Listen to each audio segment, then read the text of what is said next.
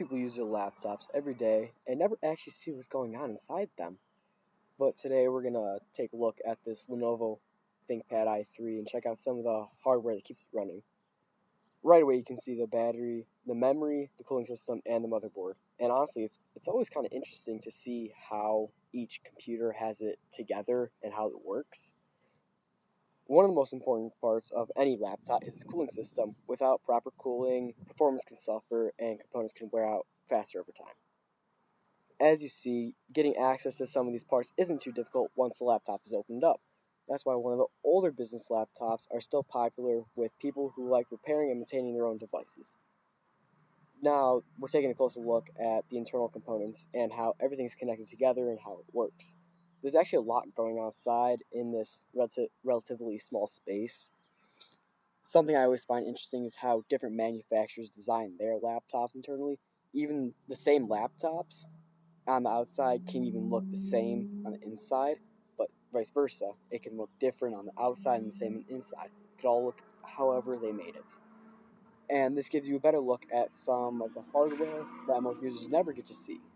It's kind of the thing that you don't want to talk about until you open one yourself. Whenever you're cleaning a laptop or troubleshooting it, it's just curious about how it's built. Seeing the internals and tells you a lot about the machine. So that's the closer look on the Lenovo laptop. Nothing too serious or crazy, but it's always fun seeing what's under all the case and the hardware that runs it all and putting the machine together. If you'd like to see more laptop or teardown repair or hardware videos, let me know in the comments. But also, there is certain things that you're able to repair, make better, or just overall increase the performance. So for what I've done, I've upgraded the RAM, for example. I've upgraded the RAM, made it faster to boot, and made it faster, like running games, or for example, Minecraft. I upgraded the NVMe or SSD, solid state drive, and that just gives me more space, more area for me to use, like different games, different apps, different softwares. Um, there's also the battery, so if you want longer battery life, if you use it more mobilely and use your computer like business trips or just say you're on a long trip, you can upgrade the battery and it'll last longer. There's also the cooling.